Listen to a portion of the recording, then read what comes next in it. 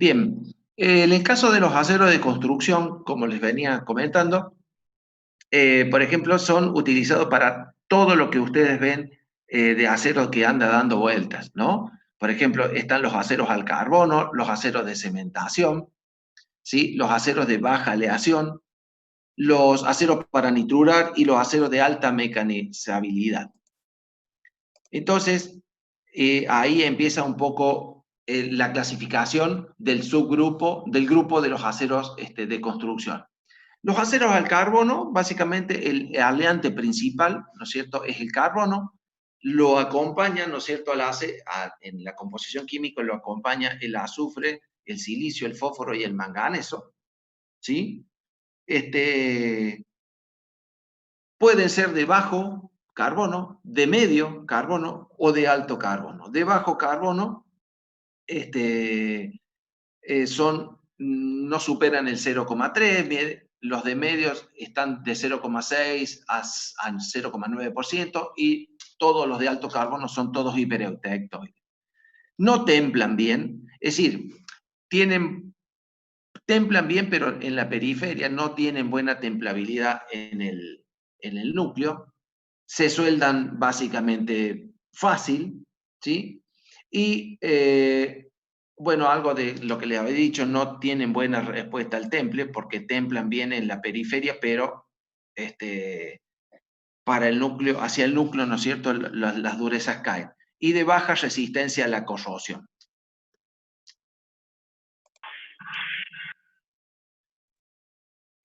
Otros, el subgrupo, son los aceros de baja aleación. Y aquí sí, estos tienen un requerimiento bastante importante o tienen características bastante importantes, porque estos son para la industria, ¿sí? Particularmente la industria automotriz se vale de estos aceros de baja aleación. Es decir, poseen, por ejemplo, elementos aleantes en cantidades variables, ¿sí?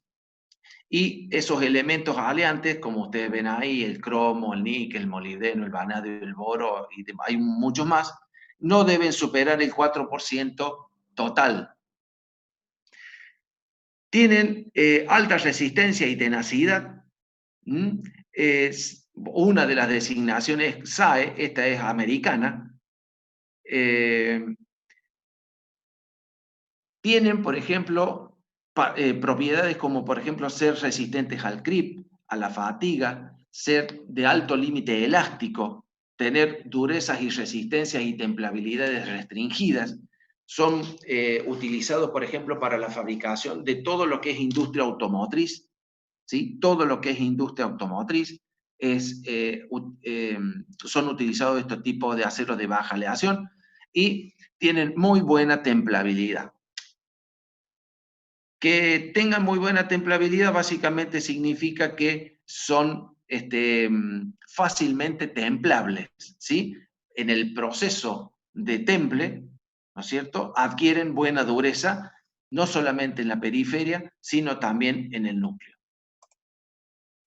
Los aceros de cementación, un poco lo hemos visto, son aceros de bajo carbono. Los aceros para cementar son aceros de bajo carbono, es decir, aceros que pueden permitir el acceso de carbono porque les falta. ¿Sí? Si yo tengo un acero de 0,6% de carbono, ya tiene carbono, tiene de más. Por lo tanto, no admite carbono ese acero. Es decir, hacerle una cementación a un acero que tiene 0,6% de carbono no tiene sentido. Una cementación se hace a los aceros que tienen bajo carbono.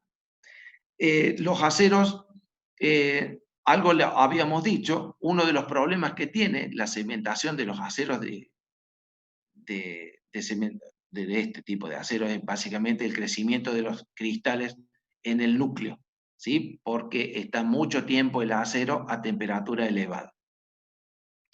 Tienen buena resistencia, en el caso de cementación, por supuesto, tienen buena resistencia al temple. En la periferia quedaríamos, ¿no es cierto?, con un acero del tipo eutectoide, mientras que el acero base no cambió, ¿no es cierto?, y seguiría siendo, por ejemplo, de 0,2% de carbono, por ejemplo. Los aceros de nitruración es otro tipo de aceros, ¿no es cierto? Siempre tienen muy buena templabilidad estos aceros, tienen alta resistencia y tenacidad en sus núcleos, y van a tener que tener aleantes. Esto sí o sí, porque los nitruros que se formen son nitruros de elementos aleantes. De acá los dos más importantes son el aluminio y el titanio. Pero tienen que tener elementos aleantes porque si no, no se forma la capa dura esa que habíamos visto. ¿Preguntas, chicos?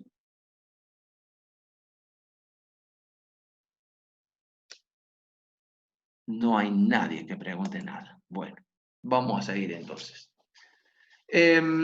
Aceros de alta maquinabilidad. Los aceros de alta maquinabilidad se refiere con esto a aceros que se maquinan a mucha velocidad, es decir, esa es la característica fuerte que tienen. Generalmente tienen mucho azufre o tienen plomo. ¿Sí? Se las puede mecanizar a mucha velocidad sin que la herramienta sufra. A eso se denominan aceros de alta maquinabilidad. ¿Sí? Están provistos de azufre en este porcentaje, que para otros aceros sería un problema, porque este azufre es muy alto, pero también puede tener plomo. Esa L que viene, el SAE 12L14, la L que tiene metida en medio, viene de lead, que es plomo en inglés. No tienen características importantes, pero bueno, a estos aceros para cuando las piezas no son de demasiada importancia, se las puede mecanizar a mucha velocidad sin que las herramientas sufran. Y sirven para fabricar piezas en frío, por ejemplo. Piezas en caliente con este acero no se pueden fabricar.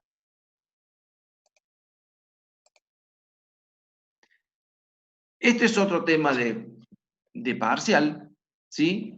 Es un tema importante, que es la templabilidad o penetración de temple que tienen estos aceros de construcción. La templabilidad, como definición, te dice que es el comportamiento y distribución de la dureza hacia el interior de las piezas templadas, o también se puede decir que es la facilidad con que un acero puede templar hacia el núcleo de la pieza.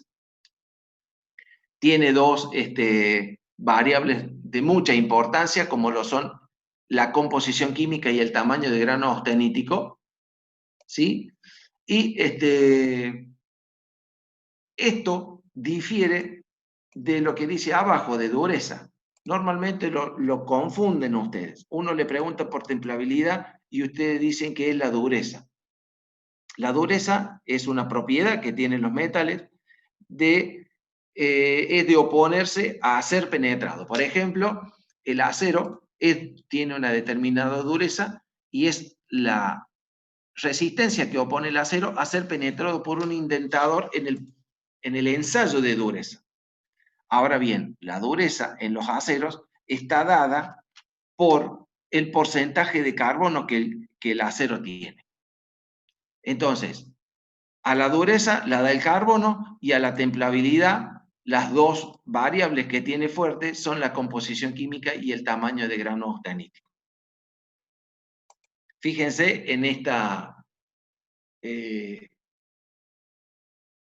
esas curvas.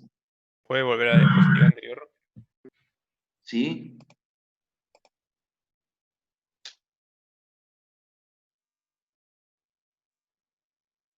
¿Había una duda sobre eso? No, estaba copiando algo. Gracias.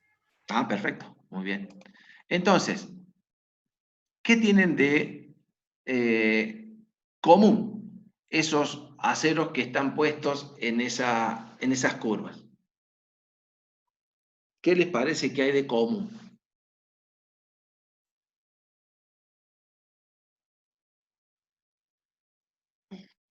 El mismo porcentaje de carbono. ¿Cuál? El mismo porcentaje de carbono, exactamente. Todos tienen 0,4% de carbono. Pero este es al cromo níquel, este es al cromo, este es al cromo níquel molibdeno, este es al cromo manganeso y este es un acero al carbono. Son curvas del ensayo Jomini. Estas son curvas del ensayo Jomini que ya lo vamos a ver en un video. Fíjense que todos, acá en el eje de las Y se están midiendo las durezas. ¿sí? Se están midiendo las durezas de la periferia de una pieza. La periferia de una pieza, y esto es la distancia desde la periferia hacia el núcleo de la pieza. ¿Me pueden seguir con esa idea? Sí, profe. Perfecto. Entonces, fíjense que todos en la periferia tienen la misma dureza. Todos en la periferia de la pieza tienen la misma dureza, porque tienen todos más o menos el mismo carbono. El carbono es el que da la dureza. Pero los demás aleantes son los que pueden llegar a mantener la dureza hacia el interior de la pieza. Y a eso sí se denomina templabilidad, que les decía, es el comportamiento de la dureza hacia el interior de la pieza. Eso lo dan los aleantes. ¿Me pudieron seguir con la idea? ¿Podrías repetirlo, por favor? ¿Cómo no? Fíjense, si yo considero, esto es distancia, ¿sí? En el eje de las X yo estoy midiendo distancia desde la periferia de la pieza hacia el núcleo. Yo me adentro hacia el núcleo, ¿sí? ¿Me pueden seguir con eso? Sí, sí. Perfecto. Y lo que estoy midiendo acá, en el eje de las Y, es dureza rojo. Es un tipo de dureza. ¿Vamos?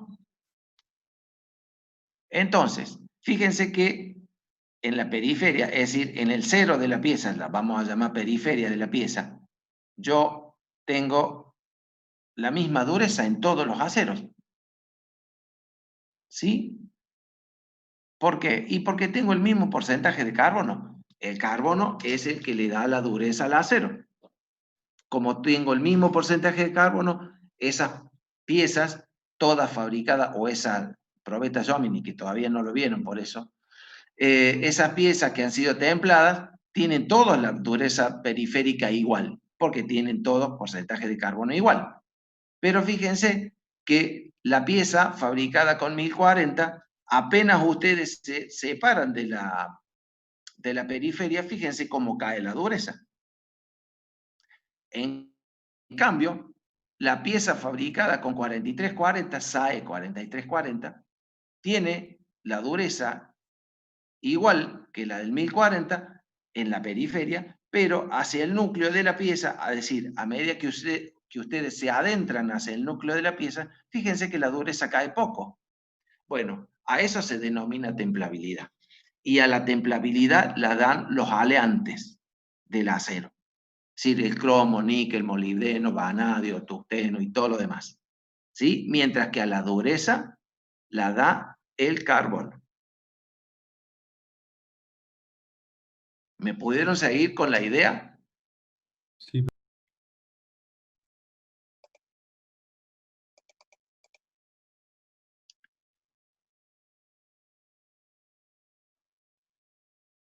Bien. ¿Se acuerdan que hace un rato habíamos visto curva de las S? ¿Sí? Sí, sí. Bien. Acá, según el libro que ustedes tienen, el Libraco ese, que yo respeto mucho, pero cuando se trata de una materia tan gigantesca, me parece que hay que llevar otro orden. Acá vuelve a hablar de la curva de las S. Un segundito.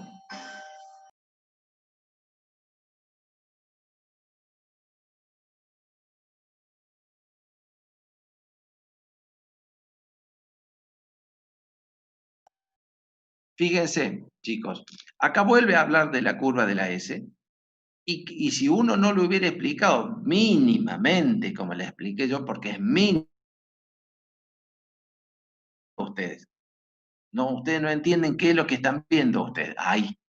Entonces, fíjense, ¿me pueden seguir en lo que digo? Sí, sí. Bien. Fíjense que los cuadros de la izquierda tienen un acero que tiene 0,6% de carbono, ¿sí? Pero que, por ejemplo, uno de esos tiene 0, a ver, vamos a agrandar un poquito. 0,3% de manganeso. El otro tiene 0,91% de manganeso, con 0,6% de carbono, ¿no? Y el otro tiene 1,3% de manganeso. Y fíjense cómo el manganeso, que es uno de los aleantes del acero, a medida que aumenta el porcentaje de manganeso, la curva de la S, de ese acero, se va hacia la derecha. ¿Me pueden seguir con eso? ¿Lo ven? Sí, sí. Bien, en el caso del acero que está al lado, que tiene 0,37% de carbono, tiene, por ejemplo, 0,5 o casi 0,6 de cromo. Después tiene 0,93 de cromo. Y otro con el mismo porcentaje de carbono, pero uno casi prácticamente 2% de cromo. Fíjense cómo también la curva es desplazada hacia la derecha, inclusive le han aparecido dos narices a las curvas. ¿Qué les quiero decir con esto? Que a medida que ustedes agregan aleantes al acero, las curvas de las S son desplazadas hacia la derecha. Es decir, si las curvas de las S son desplazadas hacia la derecha, lo que aumenta, por ejemplo, es la templabilidad del acero. ¿Sí? Lo que disminuye, por ejemplo, es la velocidad con que a mí me hace falta enfriarlo para formar martensita. ¿Mínimamente me siguen? Sí, profe. Esto para el año que viene tiene que cambiarse, si no esto así es imposible darlo. Esta línea tangente que ustedes ven a la nariz de la curva, esta línea tangente que ustedes ven a la nariz de la curva, se denomina velocidad crítica de temple. ¿Sí? Es decir, si yo austenizo el acero, si yo lo austenizo al acero y quiero provocar un temple en donde toda mi austenita tiene que pasar a martensita, yo no puedo tocar la curva de la S, no puedo tocar la nariz esta. ¿Qué pasa si la toco? ¿Alguno se anima a contestar eso?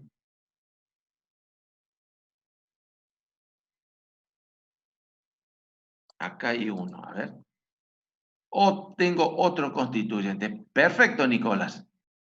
Comienza a transformar Milagros. Perfecto, Milagros. Muy bien. Excelente. Comienza a transformar la austenita en otra cosa. Y si transforma en otra cosa, no me está transformando a martensita, que es lo que yo busco. Entonces, esa es la velocidad crítica de temple, es la velocidad que yo tengo que superar para hacer que toda mi austenita se transforme a martensita. Entonces, ¿qué hacen los elementos de aleación? Es correrme las curvas hacia la derecha, de manera de que yo puedo templar los aceros, ¿no es cierto?, con menor velocidad. Por ejemplo, los aceros de matricería, muchos se templan al aire. No hace falta templarlos en aceite, porque se obtienen los mismos resultados templando en aceite que templando en aire. Entonces, ¿qué es lo que hacen los elementos de aleación? Es correrme las curvas hacia la derecha.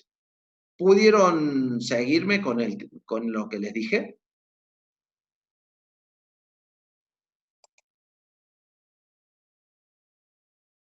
Sí, profe. Bien. Entonces, acá lo que hablábamos era de la composición química, cómo impactaba sobre la curva de las S. Acá vamos a hablar de la otra, del otro ítem de la que son dependientes de la templabilidad. Era del tamaño de grano austenítico. Fíjense cómo el tamaño de grano austenítico fino para el mismo acero. ¿Cierto? Vamos a hablar de un mismo acero, con tamaño de grano austenítico grande y con tamaño de grano austenítico fino. Fíjense cómo el tamaño de grano austenítico grueso hace que el material sea más templable. Eso en primera instancia sería óptimo, pero es pésimo eso porque estamos hablando de un tamaño de grano grande. Nosotros ya lo hemos mencionado en el cuatrimestre anterior, siempre nosotros que vamos a fabricar algo, nuestro elemento que vamos a fabricar, la pieza que vayamos a fabricar o el dispositivo, debe tener grano fino. Debe tener grano fino, como estructura final, ¿no es cierto? Entonces, fíjense cómo el tamaño de grano grande hace que las curvas también se vayan hacia la derecha. Esto es peligroso porque uno va a templar de manera fácil, es decir, va a austenizar y después va a templar, pero tiene como resultado siempre partiendo de un grano grande, lo que es conocido que tiene propiedades tecnológicas pobres. ¿Me pudieron seguir hasta ese punto, chicos? Bueno, me contesta uno solo acá siempre. Pero bueno, no, dos o tres. Bien, perfecto. Bien, antes, hace algún tiempo atrás, hace muchos años atrás, no se conocía perfectamente hasta dónde un determinado acero podría templar.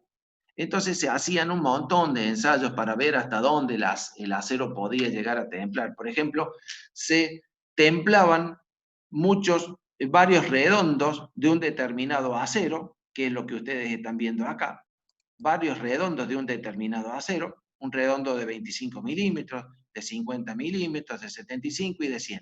Se templaban, ¿sí? Y después se sacaban, por ejemplo, probetas de tracción de cada uno de esos redondos templados y se las llevaba a ensayos de tracción. Era enorme el trabajo que había que hacer. Eso era para ver hasta dónde llegaba la dureza y la resistencia de los aceros cuando se templaban. O, por ejemplo, se templaba un determinado redondo y después se medía la dureza desde la periferia hacia el núcleo y en donde caía la dureza, bueno, se decía que hasta ahí había templado ese redondo. Pero apareció en 1940 aproximadamente alguien que trabajaba en la Ford Company en Detroit, llamado Edward Jomini. Este japonés se le ocurrió fabricar una probeta y llevar a cabo un ensayo en el que una probeta que estaba normalizada se enfriaba en un dispositivo unidireccionalmente. Si ustedes me esperan un segundo, yo les muestro el ensayo.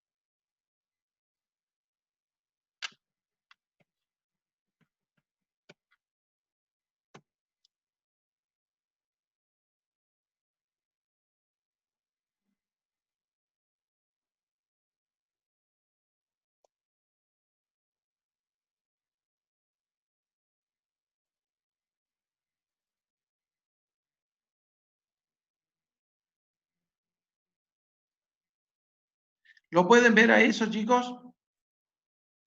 Sí, profe. Bien.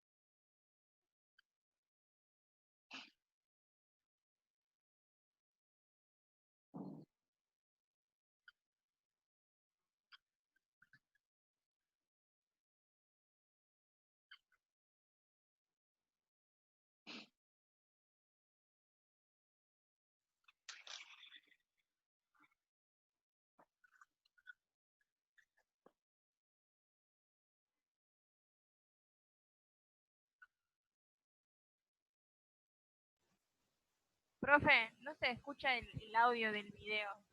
Se puede ver, pero no se escucha. No me digas que no se escucha. Si lo puse para que no se escuche el video. Bueno, el video se los... Hola, ¿están ahí? Sí, sí. Bien, el video se los explico yo. No hay drama por eso. No hay problema por eso. ¿Será posible?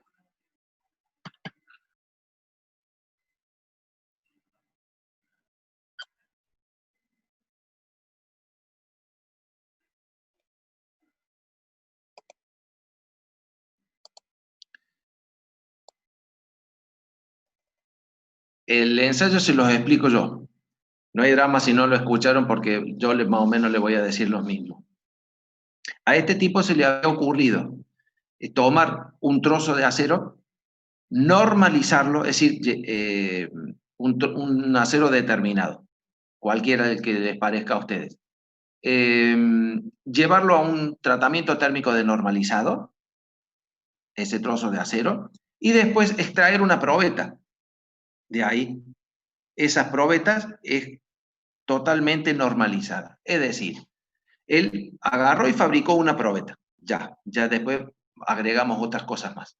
Entonces, en el dispositivo lo colocaba, primero lo austenizaba, según la norma del acero, es decir, lo llevaba a temperatura de austenización según la norma del acero ese, y una vez que lo había austenizado, lo llevaba al proceso de enfriamiento, en donde en este dispositivo, un chorro de agua, como ustedes lo vieron en el video, la enfría a la pieza unidireccionalmente. Es decir, le extrae calor solamente desde el extremo. Lo pudieron seguir a eso. ¿Me entienden lo que digo, no?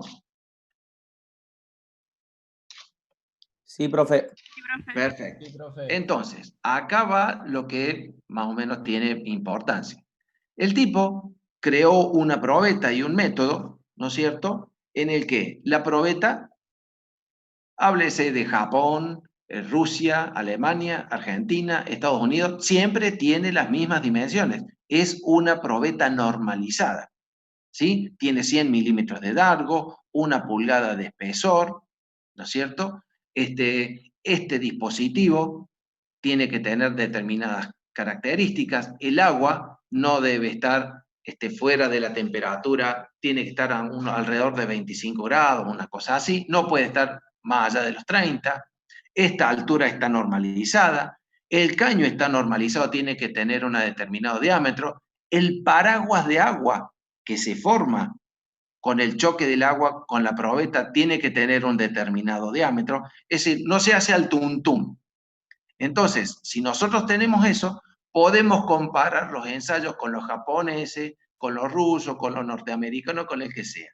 Siempre llevando a cabo las cosas bajo norma, es que nosotros vamos a poder comparar los ensayos. ¿Me siguieron en lo que dije? Quedan 9 minutos aproximadamente. Una vez que esa probeta se ha enfriado, pregunto, a ver si alguno... Esta parte es la que se enfrió violentamente. ¿Estamos?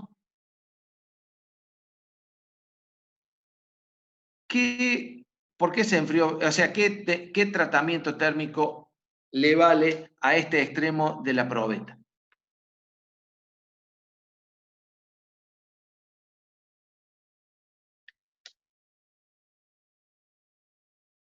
Temple, perfecto. Nicolás González. Está en clase, don Nicolás González. Perfecto.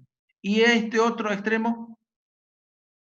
¿Qué tratamiento térmico le cabe? Como dicen ustedes hoy, le cabe.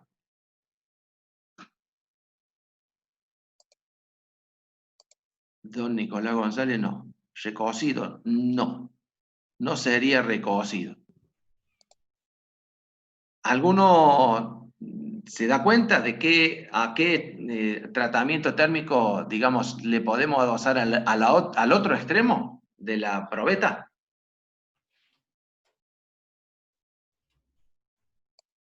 A ver. De un castellano normalizado, perfecto. Porque esto, digamos, toda la probeta se austenizó. Esto se enfrió violentamente, temple. Y si esto se enfrió al aire, es un normalizado. Por lo tanto, si ustedes ven, tendrían un degrade de dureza. Si ustedes toman dureza a lo largo de esta probeta,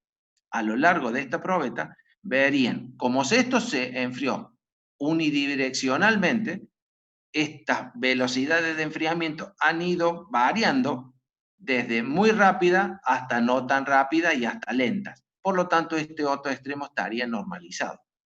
¿Sí? Entonces, si ustedes toman dureza, Rockwell, por ejemplo, o Vickers, y lo llevan a un diagrama en donde puedan medir durezas, y acá distancia en el eje de las X. ¿Distancia a qué? Al extremo templado. Fíjense que el extremo templado, si uno tiene durezas acá, el extremo templado tiene la mayor dureza. Y cómo, a medida que se alejan del extremo templado, la dureza disminuye hasta prácticamente hacerse asíntota, porque bueno, acá ya después no disminuye, esta es la dureza de un material o del acero que estaría normalizado. ¿Me pudieron seguir con eso? Sí, profe. Sí, profe. Profe. Sí. ¿Alguna duda? Porque quedan 6 minutos y de tener dudas ustedes nos volvemos a conectar. Si no, no. Porque ya estarían ya en tiempo, no hemos hecho ningún recreo ni nada, entonces ya está. Acá hay alguien normalizado, es Martencita más Perlita. No, no, no. Un normalizado para un acero, suponte, les comento algo así como para que. Este ensayo es para un acero como máximo de 0,6% de carbono, no más, porque después empiezan a diverger los resultados. No, si el acero es, para alguien que preguntó recién, si el acero es normalizado, generalmente da o ferrita y perlita o cementita y perlita, no con martensita. ¿Tienen más preguntas?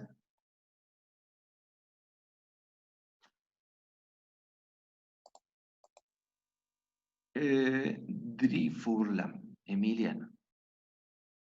Ah, no, bueno, perfecto. Espero que haya quedado claro ahí. ¿Más preguntas, chicos? No, profe. No tienen más preguntas. Acá hay alguien que pregunta algo. Profe, una consulta. Todo bien, sí, adelante.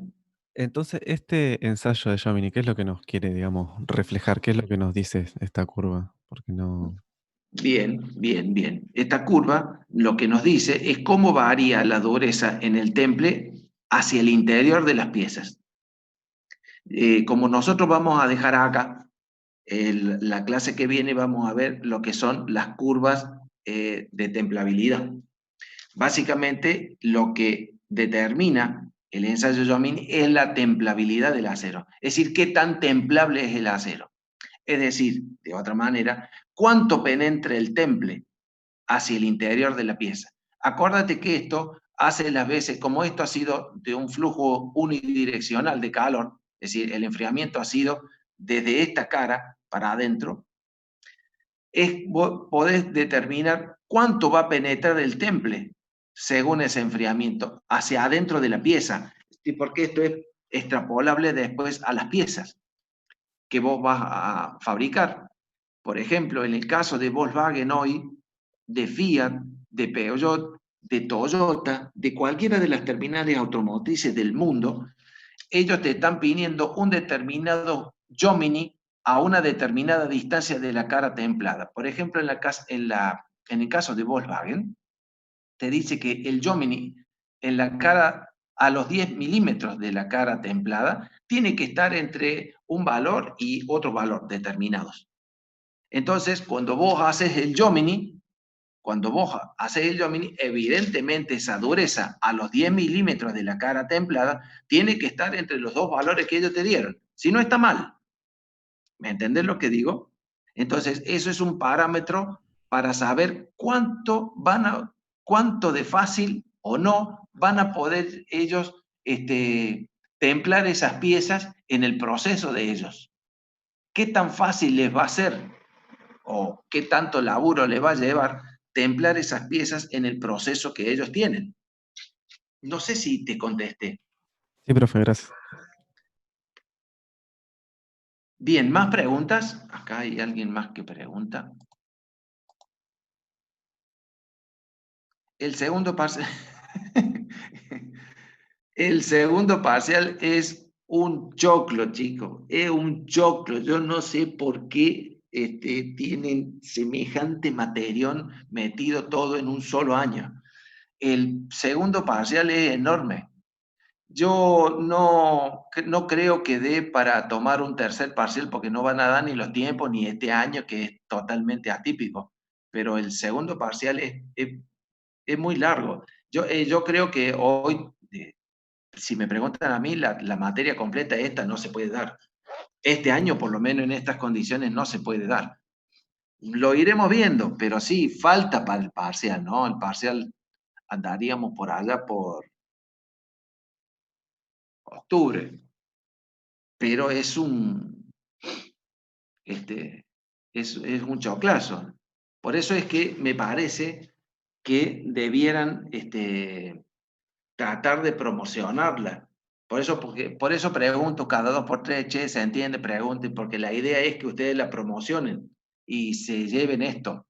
Que se lleven lo más que puedan, por supuesto, porque nadie les va a regalar nada, pero es tan largo esto que tratar de rendirla calculen ustedes, cada uno de estos temas, nosotros en lo metalúrgico era un año. Tratamientos térmicos era un año. Entonces, es inmensa la materia para ustedes. Y eso que todavía le falta soldadura, que no sé por qué no lo pusieron, pero bueno, me parece a mí que es gigantesca. Sí, la vamos a subir a la autogestión. La promoción es con 8, no es con promedio de 8, es decir, es con 8 o más, pero no es con promedio de 8. Si tenemos 10 y 6, no, el de 6 hay que recuperarlo. Y sí, estaba convencido de que las presentaciones las había subido. Y estoy convencido de que las presentaciones las subí. Pero bueno, las vuelvo a subir, no hay problema. ¿Alguna otra pregunta más? Queda menos de un minuto, chicos, si no, yo los encuentro en 15 días aproximadamente.